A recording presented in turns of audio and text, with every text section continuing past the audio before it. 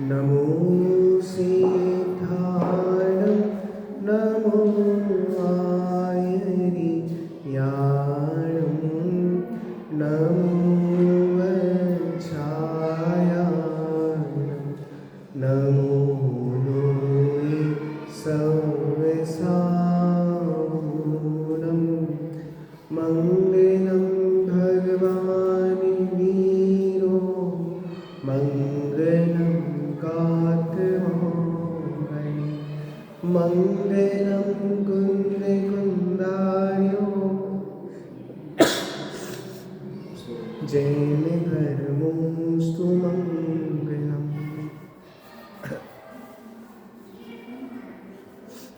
हमारी चर्चा आचार्य बादीप सिंह सूरी ग्रंथ श्री छत्रचूड़ा ग्रंथ पर चल रही है।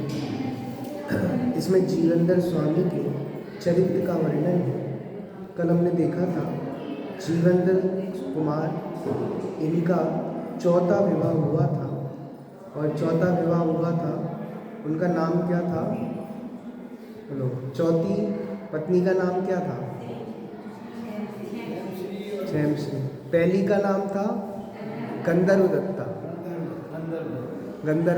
दूसरी का गुणमाला, तीसरी का पद्मा और चौथी का क्षेमश्री। तो क्षेमश्री से विवाह करने के उपरांत सुखपूर्वक भोगों को भोग रहे थे। तभी अचानक उनको विचार आया कि हमें आगे की यात्रा प्रारंभ करनी है, तो वह बिना बताए ही क्षेमश्री को छोड़कर चले गए। उनके पिता भी बहुत दुखी हुए, उनको ढूंढवाया गया लेकिन मिले ही नहीं। फिर क्या, रास्ते में यात्रा करते करते उन्हें एक कृषक मिला, किसान। और किसान मिलता है, एक और घटना घटी थी। आभूषण वगैरह सब दान दे रहे थे, जितने भी आभूषण थे ना उनने पहने थे, सबको उन्होंने दान देने का विचार बनाया। और इतनी सुंदर युक्ति आई थी कि वास्तविकता में सज्जनों का आभूषण तो विवेक होता है, ये बाहर के आभूषण तो भार रूप लगते हैं। इन बाहर के आभूषणों को भार रूप जानते हैं। तो इन आभूषणों को दान देने का मन में विचार किया। फिर क्या होता है, वह कृषक उनके पास आता है और कृषक कहता है मुझे आपसे कुछ नहीं चाहिए, आप तो मुझे आशीर्वाद दे दो बस। लेकिन वो कृषक को बहुत योग्य व्यक्ति समझकर, पात्र व्यक्ति समझकर उसे उपदेश देते हैं कि 60 कर्मों में किसी प्रकार का कोई सुख नहीं है। असी, मसी, कृषि, शिल्प, कला और वाणिज्य, इन 60 कर्मों में कोई सच्चा सुख नहीं है। इस तरह जीवनधर कुमार कृषक को उपदेश देते हैं। देखिए आगे क्या होता है। अब वो कृषक को उपदेश दे रहे हैं और उन्हें अब बताते हैं।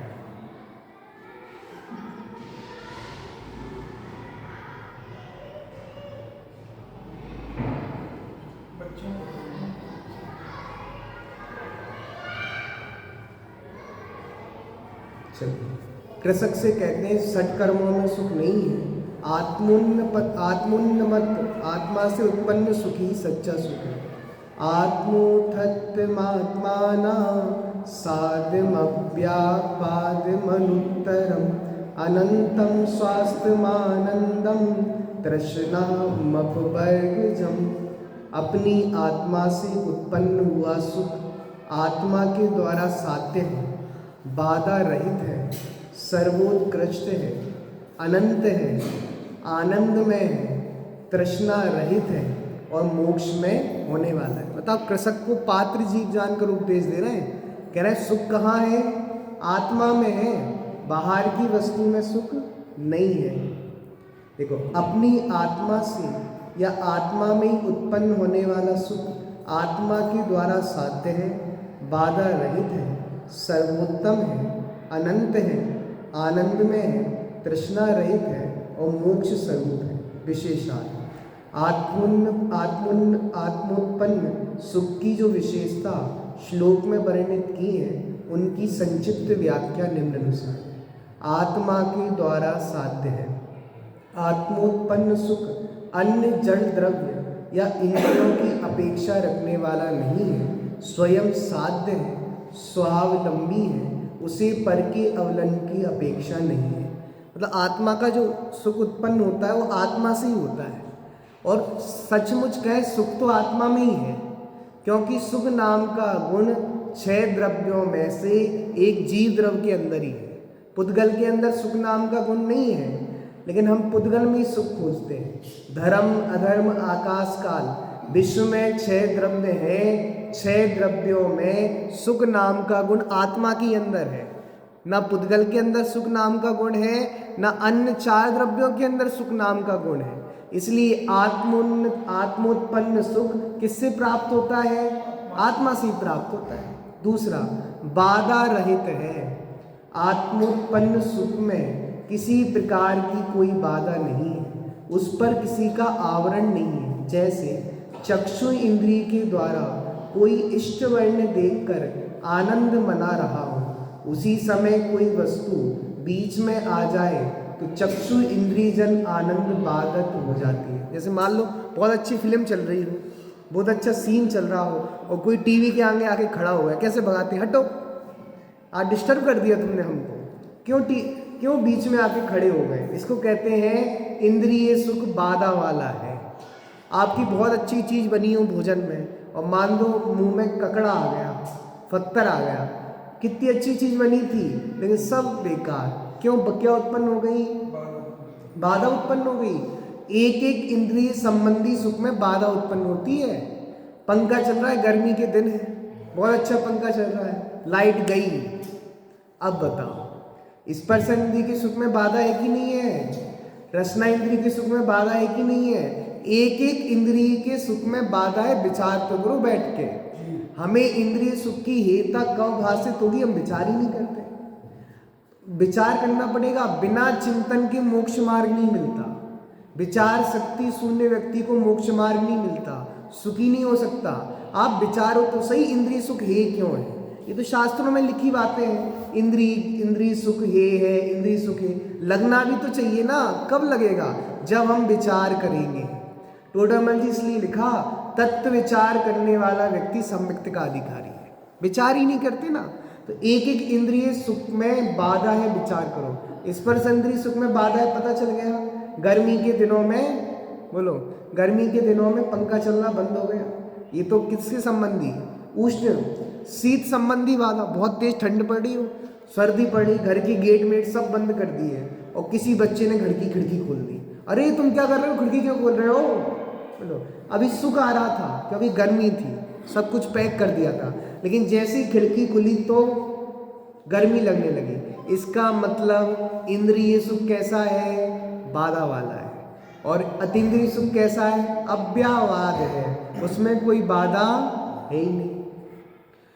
किंतु आत्मोत्पन्न सुख में कभी कोई बाधा उत्पन्न नहीं होती, सर्वोत्तम है। आत्मोत्पन्न सुख की तुलना करने वाला संसार में अन्य कोई सुख ही नहीं है, अतः यही सर्वोत्तम सुख है। बताओ, मोक्ष के जैसा सुख कहाँ है? बताओ निम्बी भैया, मोक्ष के जैसा सुख कहाँ है? मोक्ष में ही है, कहीं नहीं है। हम भले शास्त्रों में या समझाने के लिए कह दिया कि स्वर्ग से अनंत गुना सुख मोक्ष में है। कहाँ है? स्वर्ग से अनंत गुना सुख समझाने के लिए कह दिया, पर है कि नहीं है? बोलो। टोडामल जी कह रहे हैं मोक्ष तत्व संबंधी भूल है। 7वें अध्याय में कह दिया मोक्ष तत्व संबंधी भूल है। अगर कोई जीव ये माने कि स्वर्ग से अनंत गुना सुख मोक्ष में है, तो कौन से तत्व संबंधी भूल हो गई? हमने पंडित साहब से पूछा, पंडित साहब आप क्या कह रहे हो? हमने तो यही सुना था, कोई बच्चा हमसे पूछता था मोक्ष में कितना सुख है, कैसा सुख मिलेगा, तो हम ही कहते थे कि भैया स्वर्ग से अनंत गुना सुख मिलेगा। कैसा मिलेगा? तो समझाना तो ऐसे ही पड़ेगा, समझाया तो उससे ही जाता है जो चीज़ हमारे सामने उपलब्ध हो। ज्ञात से अज्ञात की ओर जाया जाता है, क्योंकि हम इंद्रिय सुख से परिचित हैं ना, तो हम यही कहेंगे जो इंद्रिय सुख है उससे अनंत गुना सुख मोक्ष में है। लेकिन पंडित टोडामल जी ने कहा ऐसे ही मान लो तो मोक्ष तत्व संबंधी भूल है, क्योंकि स्वर्ग का सुख इंद्रिय सुख है और मोक्ष का सुख जाति अलग है। तुम दोनों की तुलना ही नहीं कर सकते। एक इंद्रिय सुख है, एक अनिंद्रिय सुख है, दोनों की जाति नहीं अंतर है। अनंत गुना तो वहां लगे या जाति एक हो। तुम दोनों की जाति को एक ही मानते हो तो मोक्ष तत्व संबंधी भूल कर रहा। इसलिए मोक्ष में जो सुख है वो अनुपम है, किसी से उस सुख की उपमा दी नहीं जा सकती। और ये सुख किससे मिलता है? आत्मोत्पन्न है, आत्मा से होता है, अनंत है। बोलो, अनंत है सुख, कभी अंत नहीं होने वाला। अनंत शब्द के दो अर्थ हैं, अन प्लस अंत, अनंत, और अंत माइनस अन, नहीं अंत नाश जिसका, जिसका कभी नाश ना हो वह अनंत है, पहला अर्थ। दूसरा, अन अत प्लस अंत, अनंत माइनस अन अर्थात नहीं, अंत मतलब मर्यादा, जिसकी कोई मर्यादा नहीं है उसे क्या कहते हैं? असीमित, अमर्यादित। बताओ, सिद्ध भगवान अनंत काल तक सुख भोगेंगे, कभी खत्म हो जाएगा? कभी हो जाएगा क्या? घर के शक्कर खत्म होती है कि नहीं होती? होती है। गेहूं खत्म होते हैं कि नहीं होते? होते हैं। ये इंद्रिय सुख के साधन है, ये तो नियम से खत्म होंगे। और ऐसी कौन सी चीजें कभी खत्म नहीं होती? आत्मा का सुख एक बार प्रकट हो गया तो रहिए अनंतानंत काल यथा तथा शिव, अनंत काल तक भोगो, कभी भी एंड होने वाला, क्योंकि स्वभाव अमर्यादित होता है, स्वभाव असीमित होता है, स्वभाव की कोई सीमा होती नहीं है। समुद्र होता है ना, समुद्र, बोलो समुद्र को देखो, उसका अंत कहाँ है? अरे दिखता ही नहीं है, क्योंकि समुद्र अनंत है। ऐसी आत्मा का सुख भी अनंत है, उसका कोई अंत है ही नहीं। बोलो, जिसकी कोई मर्यादा सीमा नहीं, जिसकी कभी सीमा नहीं आएगी, जो असीम रहेगा वह अनंत है। बताओ, अलौकाकाश कब खत्म हो जाएगा? अलौकाकाश की शुरुआत है कि नहीं है? और कहीं एंड है कि नहीं है? अंतिम छोर है कि नहीं अलौकाकाश का? अरे अलौकाकाश अनंत है, ना उसका आदि है ना अंत है। ऐसी आत्मा का सुख भी अनंत है, जिसका कभी अंत होने वाला नहीं है। इसलिए सिद्ध भगवान का सुख अनलिमिटेड है और परमानेंट है। कैसा है? अनलिमिटेड, कोई लिमिट नहीं है। बोलो, जो मोबाइल का बैलेंस होता है ना, वो लोग अनलिमिटेड होता है कि नहीं होता? आपसे कोई फोन मांगे, भैया कॉल करना है, आप दोगे कि नहीं दोगे? ले लो, अनलिमिटेड है, कोई मर्यादा नहीं, जितनी बात करनी कर लो, कभी खत्म नहीं होने वाला। अरे वो भी खत्म होता है कि नहीं होता? महीने का होगा, साल का होगा, एंड तो होगा ना, उसको तुम अनलिमिटेड मानते हो।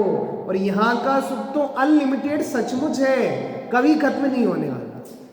बताओ कितनी दम है, मोबाइल में बैलेंस डला हो और अनलिमिटेड बैलेंस है तो ले लो बात करने, कितनी बात करनी है कोई दिक्कत नहीं। पहले तो बात करते थे, कितने मिनट हो गए? 1 मिनट, 1 मिनट का 1 रुपया, 2 मिनट का 2 रुपया, तो ऐसे तो मिनट देख देख के बात करते थे। अब कितनी बात करनी है करो, क्योंकि क्या है?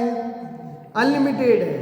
ऐसी आत्मा का सुख भी अनलिमिटेड है, भोगो जितना भोग सकते हो, कभी अंत आने वाला है ही नहीं। आनंद में पूर्ण तृप्ति, समाधान, संतोष, निराकुलता ही जिसका सर्वस्व है, ऐसा आनंद में आत्मन सुख तृष्णा रहित है। कैसा है? इंद्रिय सुख तो कैसे तृष्णा को बढ़ाता है, ज्यों ज्यों भोगे त्यों त्यों तृष्णा बढ़ती है भाई। जितना हम जो भोगते हैं उतनी क्या बढ़ती जाती है? तृष्णा। चलो एक इच्छा हुई आईफोन मिल जाए तो बढ़िया हो जाएगा, लेकिन जैसे ही मिल जाता है दूसरी इच्छा खड़ी हो जाती है। BMW हो तो बढ़िया है, ले ली, फिर एक और हो जाए तो बढ़िया है। कितना दुखी जीव है, सुखी है ही नहीं, क्योंकि कौन सा सुख है? इंद्रिय सुख है। अपवर्ग जम, अपवर्ग किसे कहते हैं? मोक्ष को। मोक्ष में अनंत सिद्ध भगवंतों को जिस जाति का अनुपम सुख मिलता है, उसी जाति का आत्म उत्पन्न सुख है। सम्यक दृष्टि का सुख भले ही सिद्धों की अपेक्षा मात्रा में कम हो, किंतु जाति तो सम्यक दृष्टि जिस सुख का अनुभव करता है और सिद्ध भगवान जिस सुख का अनुभव कर रहे हैं, बताओ एक ही है कि नहीं है? क्वालिटी एक ही है, क्योंकि दोनों अतीन्द्रिय सुख का अनुभव कर रहे हैं। और अंतर कहाँ है? क्वांटिटी में अंतर है, मात्रा में अंतर है। इनके सुख कम है और उनके ज़्यादा है, लेकिन है तो एक सही। देखो इस तरह उन्होंने उस कृषक को समझाया कि षट कर्मों में सुख नहीं है, आत्मा में ही सुख है। अतः आत्मोत्पन्न सुख उपादेय है, उसकी प्राप्ति के लिए सदा प्रयत्न परायण रहना प्रत्येक पात्र जीव का प्रथम कर्तव्य है। अब कहते हैं मोक्ष की प्राप्ति का उपाय क्या है? तदपि स्वपरिज्ञाने यथात्म रुचि मात्र के परित्यागे च पुण्य स्यात् परमं पदमात्मना।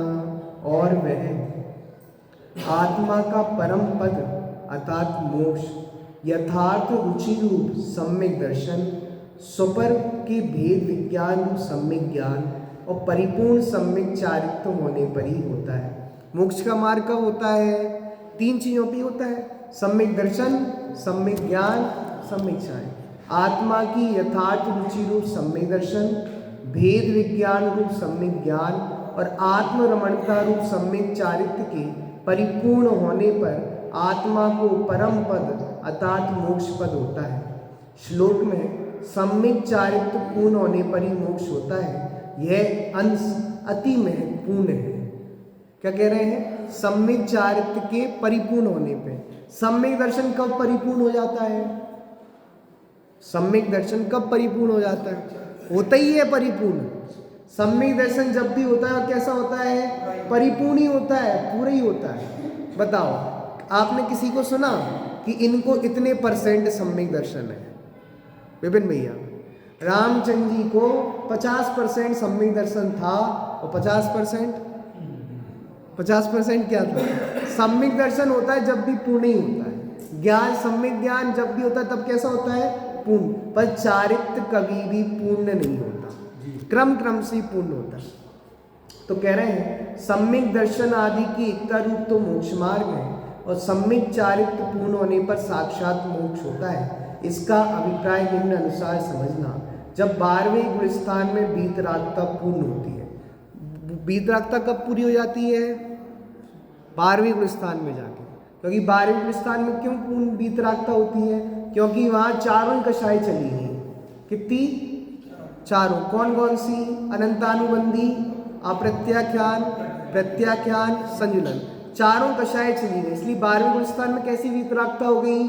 पूर्ण वीतरागता। पश्चात 13वें गुणस्थान में सम्यक ज्ञान के केवल ज्ञान रूप परिणमित होकर ज्ञान पूर्ण होता है। अगर देखना भी है तो ज्ञान कब पूर्ण होता है? 13वें गुणस्थान में। क्यों होता है? 13वें गुणस्थान में केवल ज्ञान होता है। अभी तक 12वें गुणस्थान तक कैसी दशा रहती है? छद्मस्त दशा रहती है। छद्मस्त है सब जीव, केवली भगवान को छोड़कर सारे जीव कैसे हैं? छद्मस्त। और सर्वज्ञ कब बनते हैं? 13वें गुणस्थान में। कब तक रहते हैं? अनंत काल तक रहेंगे। ज्ञान पूर्ण होता है और फिर लघु अंतर मूर्त बीत जाने पर परम पद मोक्ष प्राप्त होता है। अब 14वें गुणस्थान में आए।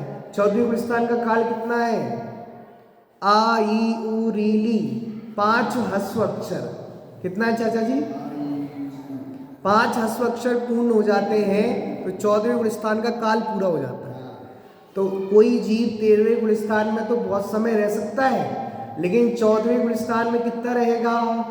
आ ई उ री ली बोलने में जितना समय जाता है उतने ही समय रहेगा, क्योंकि इसका काल कितना है? इतना ही है। अंतर्मुहूर्त, लघु अंतर्मुहूर्त। अब स्वपर भेद विज्ञान का स्वरूप। स्वपर भेद विज्ञान किसे कहते हैं? स्वयं अपि ज्ञान दृक्सौख्य सामर्थ्यादि गुणात्मकम परम पुत्र कलत्र्यादि विद्धि गात्र मलम परे। और तू अपनी आत्मा को अनंत ज्ञान, अनंत दर्शन, अनंत सुख और अनंत वीर आदि गुणात्मक जान तथा पुत्र, स्त्री आदि को परजान। और तो क्या, अपने शरीर को भी। वेद विज्ञान किसको कहते हैं? कह रहे हैं वेद विज्ञान में किसको पर जानना, किसको स्वयं जानना। आप अपनी आत्मा को कैसा जानो? अनंत ज्ञान, अनंत दर्शन, अनंत सुख, अनंत वीर आदि गुणात्मक जानो। आत्मा में कितने गुण हैं? अनंत गुण हैं। पुत्र, मित्र, कलत्र, स्त्री आदि को क्या जानो? पर जानो। पर नहीं लगती स्त्री, पर नहीं लगते पुत्र। बोलो, बाबूजी ने पूछा था ना एक बार सभा में, बताओ भगवान कौन से तत्व है? भैया श्रुत, भगवान कौन से तत्व है?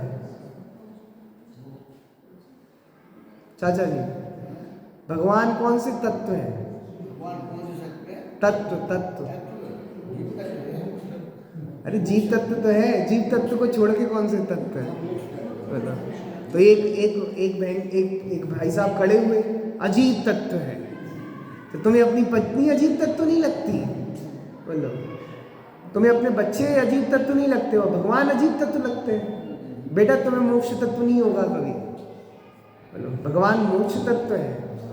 आत्मा से भिन्न ऐसी अन्य वस्तुओं की चर्चा से बसो आत्मा से अभिन्न प्रतीत होने वाले और जन्म से ही सदा साथ रहने वाले शरीर को भी आपसे भिन्न ही जानो।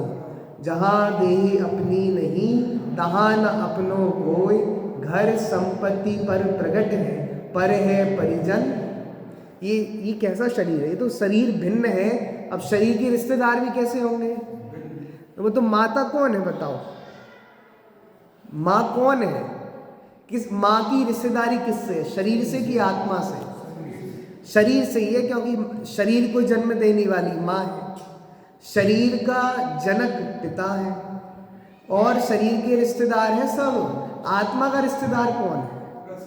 आत्मा का परिवार कौन है? अनंत गुण हमारे परिवार हैं, उसको छोड़कर हमारी प्रॉपर्टी कुछ नहीं है। बोलो, आचार्य श्री कुंद कुंद रचित नियम सार ग्रंथ की गाथा क्रमांक 47 का भाव यहाँ ग्रंथकार श्री बादीव सिंह सूरी ने बताया है। नियम सार गाथा का भाव, जैसे सिद्ध आत्मा है वैसी भवलीन संसारी है, जिससे संसारी जीव सिद्ध आत्माओं की भांति जन्म जरा मरण से रहित और 8 गुणों से अलंकृत है। जारी सया सिद्धप्पा भव मल्लिया जीव तारिसा होती। ये जीव है ना, भवमलिन जीव। हम सब, हम कैसे हैं? है सिद्ध जैसे जीव सब भवलीन संसारी। अरे क्या कहा? हम सब संसारी जीव किसके समान हैं? सिद्धों के समान है गुण 8 से अलंकृत। और हम कितने गुणों से अलंकृत हैं? 8। जो सिद्ध भगवान के 8 गुण प्रकट होते हैं ना, वो हम में भी स्वभाव से है। देखिए, देहा शक्ति से पुनः पुनः देह की प्राप्ति। कोई कहे हमें शरीर चाहिए ही नहीं, बहुत गंदा शरीर है, शरीर रोग मंदिरम, ये तो रोगों का मंदिर है। किसका मंदिर है? रोग का। और शरीर अन्न का कीड़ा है, इसे खाने दो, खाने बगैर मानता नहीं है। हमें नहीं चाहिए शरीर, कहते हैं, लेकिन फिर भी शरीर मिलेगा। क्यों? देहा शक्ति से पुनः पुनः शरीर मिलता है। अगर तुम देह की आसक्ति से मरोगे तो नियम से अगले भव में शरीर मिलेगा। और जो देह से विरक्ति पूर्वक मरते हैं उन्हें शरीर नहीं मिलता। देखो, एवं भिन्न स्वभावोऽयं देहि सत्त्वेन देहकं बुध्यते पुनरज्ञानः दतो देहेन बध्यते। इस प्रकार भिन्न स्वभाव को धारण करने वाला यह आत्मा अज्ञानता से शरीर को निजत्व बुद्धि से जानता है, इसलिए फिर से देह से बनता है। शरीर क्यों मिल रहा है? शरीर क्यों मिल रहा है? क्योंकि शरीर से आसक्ति है। इस प्रकार पुत्र, मित्र, कलत्र और देह से भिन्न स्वभाव को धारण करने वाला यह आत्मा अज्ञान के कारण देह को ही आत्मा मानता है, अतएव देह मिलने योग कर्म को बांधता है, अतः पुनः देह धारण करता है। शरीर मिलता इसलिए है क्योंकि हम शरीर की आसक्ति पूर्वक मरते हैं। बताओ, वो राजा था ना, राजा, वो मर के कीड़ा हुआ तो मुनिराज के पास गया। वो राजा था तब। मुनिराज ने कहा कि सुनो, तुम अगले भव में मर के कीड़े हो गए अपनी घर की नाली में। कहाँ हो गए? अपनी घर की नाली में। तो उसने अपने बेटों से बोल दिया, भैया मैं अपने घर की नाली में कीड़ा बनूंगा, जब मैं नाली में दिखूं, जन्म लूं तो मार देना मेरे को। बोलो, तो बेटे तो आज्ञाकारी थे, उन्होंने कहा लो जन्म, हम तो मारने के लिए खड़े हैं, मैं डंडा भी रखा था एक। बोलो, अब क्या हुआ? उन्होंने जन्म लिया कीड़े की पर्याय में। उन्होंने कहा जरूरी पिताजी जैसे ही लग रहे हैं, तो मारने को तैयार हो गए। और जैसे ही मारने को तैयार हुए वो अंदर घुस गए। बताओ, पहले जब मनुष्य था तब कह रहा था कीड़ा नहीं बनना, जैसी कीड़ा बनूं मार देना। अब कीड़े की पर्याय मिली, कितना तन्मय हो गया। इसका मतलब ये है, देह आसक्ति से मरने पर देह ही मिलती है। देह अर्थात शरीर अचेतन जड़ पुद्गल की पर्याय है, अवस्था है।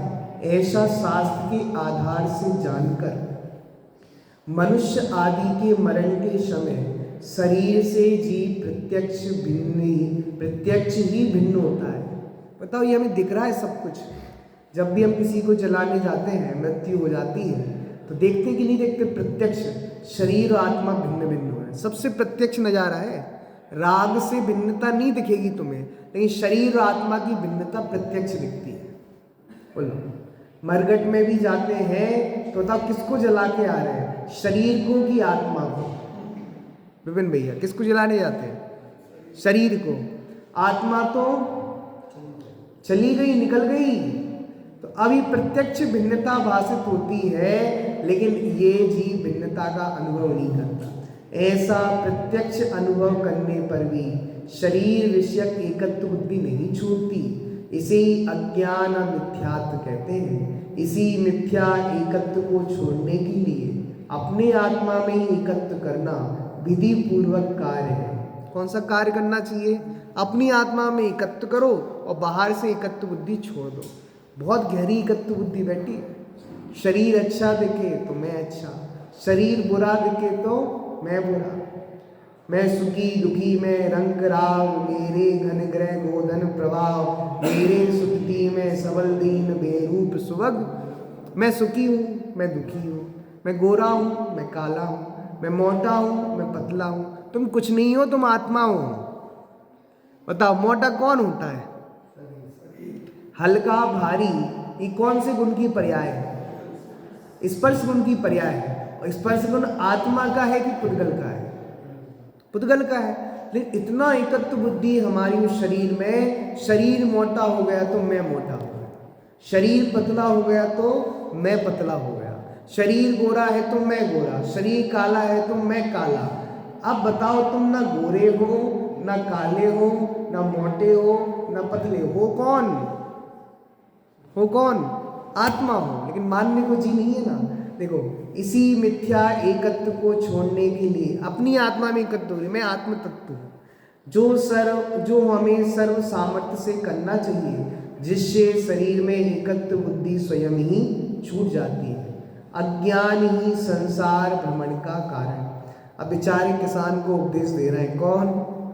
जीवन दर्पण। योग्यता देख ली इस किसान की, सुधर जाएगा, इसकी योग्यता है। तो कितना प्रवचन दे रहे हैं आपको? 2 प्रवचन हो गए जीवनधर कुमार ने। पहला किसको दिया था? किसको? तपस्वियों को दिया था। वो दिया था कि भैया ये तप वगैरह मत करो। अब दूसरा किसको दे रहे हैं? किसान। अब किसान भी सुन रहा है, फ्री है किसान अभी। देखो, अज्ञानात् कायेतु स्यात् कर्मः ज्ञानमिहात्मनां, प्रतीके स्यात् प्रबंधो यः मनादिसेवः संसृति। इस संसार में जीवों के अज्ञान से शरीर का कारणभूत कर्म बनता है, और फिर शरीर के होने पर अज्ञान होता है। यह अज्ञान और शरीर की परंपरा अनादिकाल से है, और इसी को संसार कहते हैं। देखो सल्ला, इस संसार में आत्मा को अज्ञान से शरीर के कारणभूत कर्म का बंध होता है। शरीर कौन से कर्म के उदय से मिलता है? नाम कर्म के उदय से। बोलो, पूजन में लिखा ना, नाम कर्म के कारण मैंने जैसा भी शरीर पाया, उस शरीर को अपना समझा, निज चेतन को बिसरा। ये शरीर नामकर्म के कारण मिलता है। और नामकर्म कैसे किससे बनता है? अज्ञान से बनता है। नामकर्म किससे बनता है? तो अज्ञान से कर्म बांधा, और कर्म से क्या मिला? शरीर मिला। अब फिर शरीर में एकत्व होने से फिर अज्ञान बांधता है। तो अज्ञान और शरीर की परंपरा कब से चली आ रही है?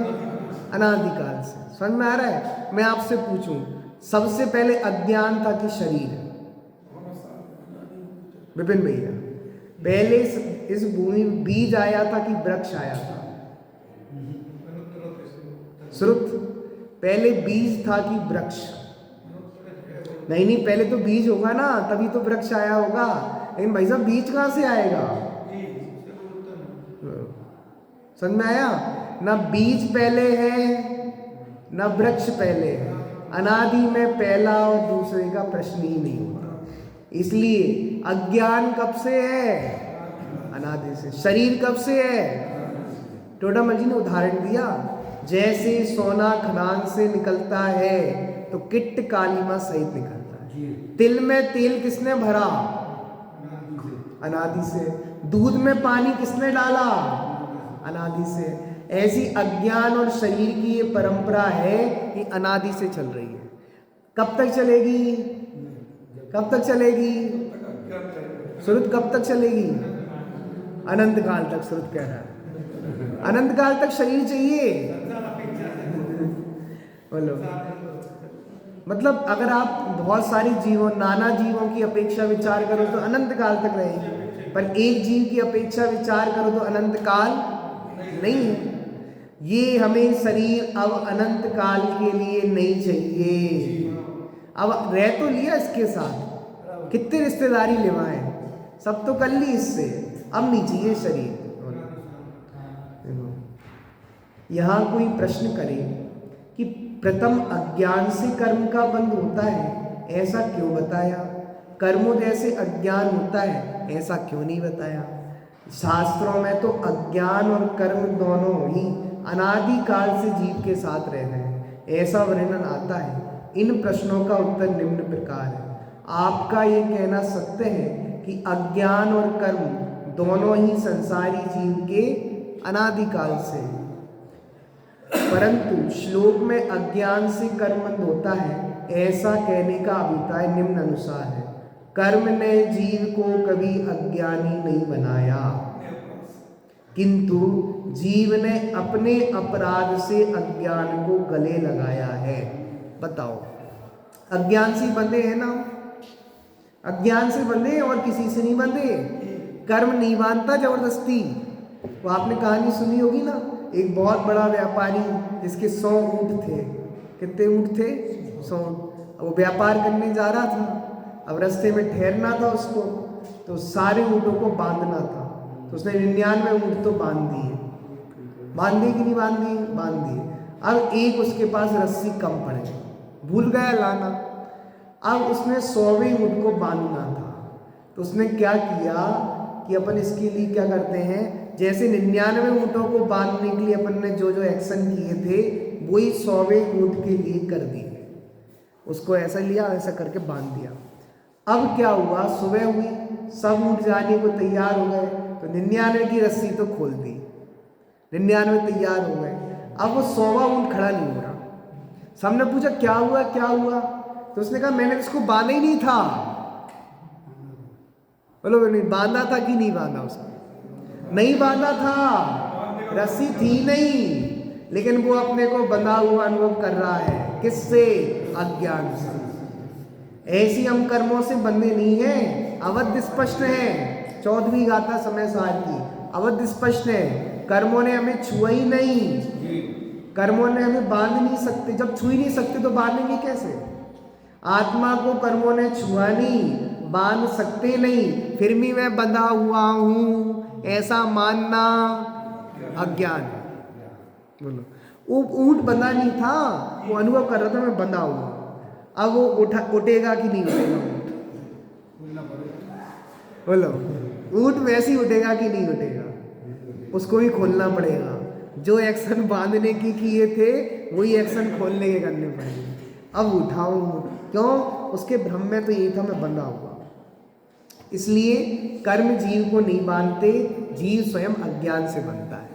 आगे, अज्ञान और कर्म की परंपरा को नष्ट करने के लिए हमारे अधिकार क्षेत्र में अज्ञान का परिहार करना ही है। बताओ, कर्म को रोक सकते हैं कि नहीं रोक सकते? हम रोक सकते हैं तो क्या? अपनी कषायों को, अपनी अज्ञानता को। कर्म से लड़ना नहीं है, हमें अपनी कषायों से लड़ना है। अतएव हम जो कर सकते हैं उसी को प्रथम स्थान दिया है, जो नहीं कर सकते उसकी बात ही क्या करना। इसलिए कहा अज्ञान से कर्म बंद करता है। किससे?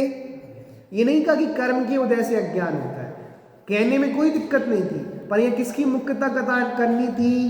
पुरुषार्थ की। किसकी मुख्यता करनी थी? क्योंकि अनादि का अभ्यास ये है, कर्म बहुत बलवान है, कर्म बहुत शक्तिशाली है। इन आठों कर्मों के बीच अकेली आत्मा पड़ी है। आठों कर्मों के बीच अकेली आत्मा, आठों कर्मों के बीच बेचारी आत्मा। आत्मा बेचारी है? अकेली है? नहीं। आठों कर्मों के बीच सुरक्षित आत्मा। बोलो, आठों कर्मों से बंधी हुई नहीं है, आठों कर्मों ने उसका कुछ बिगाड़ा नहीं है, आठों कर्मों के बीच रहते हुए सुरक्षित है। आठों कर्म और आत्मा के बीच अत्यंता भाव की वज्र की दीवार है। कर्म हमारा कुछ बिगाड़ ही नहीं सकते। अतएव हम जो कर सकते हैं उसी को प्रथम स्थान दिया है, जो नहीं कर सकते उसकी बात ही क्या करना। अज्ञानी पहले से ही ऐसा मान रखता है कि कर्म ही बलवान है। कौन बलवान है? कर्म शक्तिशाली है। और ये कर्म के उदय ने तो पाशनाथ भगवान को भी नहीं छोड़ा। किसको नहीं छोड़ा? कर्म के उदय ने तो सीता जी को भी नहीं छोड़ा, कर्म के उदय ने तो रामचंद्र जी को भी नहीं छोड़ा, उनके लिए वनवास जाना पड़ा। अरे सुन तो सही, फिर रामचंद्र जी ने कर्मों को छोड़ा कि नहीं छोड़ा? छोड़ा ही नहीं, नाश कर दिया आठों का। फिर पाशनाथ भगवान ने कर्मों को छोड़ा कि नहीं छोड़ा? एक ही नहीं छोड़े, आठ ही नष्ट कर दिए। इसलिए कर्म बलवान नहीं है, जीव बलवान है। कर्म नहीं रोक सकते जीव को, जीव पुरुषार्थ करे तो। उसकी इस मिथ्या मान्यता का निरसन करने के लिए वस्तु स्वरूप का यथार्थ परिचय कराकर जीव अपने अपराध से बंधता है। कहा भी है, कर्म विचारे कौन, भूल मेरी अधिकाई, अग्नि सहे घन घाव, लोहे की संगति पाई। वास्तव में अज्ञान के कारण ही कर्म बंद होता है। किससे होता है? कितना सुंदर उदाहरण दिया। कर्म विचारे कौन, भूल मेरी अधिकाई, अग्नि सहे घनघात, लोहे की। अग्नि ने किसकी संगति कर ली? लोहे की। अब वो घन पड़ रहा है, उस पे घन हथौड़ा पड़ रहा है, बताओ बेचारी अग्नि पे भी पड़ रहा है। किसकी संगति कर ली उसने? ऐसी ही हमने अज्ञान से पर की संगति करी है तो कर्म का उदय भोगना पड़ता है। अगर तुम अज्ञान से पर की संगति नहीं करोगे तो नहीं भोगना पड़ेगा। बोलो, जहाँ शास्त्रों में ऐसा कथन आता है कि कर्मोदय से अज्ञान होता है, वहाँ वह कथन व्यवहार में से समझना चाहिए। वहाँ भी अपराध तो जीव का ही है। बताओ, प्रवचन में नींद आ जाती है तो अपराध किसका है? श्रुत, प्रवचन में नींद आ जाती है तो अपराध किसका है? किसका है? कर्म का। कौन से वाले कर्म का? दर्शनावर्णी कर्म का। दर्शनावर्णी कर्म है ना, वो नींद आ रही है। आज तो नींद ज्यादा आ रही है, कहानी नहीं चल रही, नींद आ रही है। तो इसके कारण नींद नहीं आ रही कि कहानी नहीं चल रही, नींद इसलिए आ रही है। कौन से कर्म का उदय है? दर्शनावर्णी का। भैया मत सोच जग जाओ, कहानी आएगी, कल आएगी, आज नहीं आएगी। तो देखो, वहाँ भी अपराध तो जीव का ही रहता है। जब जीव अपने अपराध से अज्ञानी होता है तब कर्म बंद होता है। जीव स्वभाव से तो अज्ञानी नहीं है, जीव तो मात्र ज्ञान में ही है। तो आज उनने कृषक को ये समझाया कि वास्तविकता में सठ कर्म है, उनमें सुख नहीं है, आत्मा में सच्चा सुख है और आत्मा का सच्चा सुख रत्नत्रय से ही प्राप्त होगा। और रत्नत्रय सुपर भेद विज्ञान से होता है। सुपर भेद विज्ञान स्वयं पर के भेद विज्ञान के बिना नहीं होता। और कर्म जीव को दुखी नहीं करते, जीव अपने अज्ञान से ही दुखी होता है। इस तरह कृषक को उपदेश दिया। आगे की चर्चा में सहज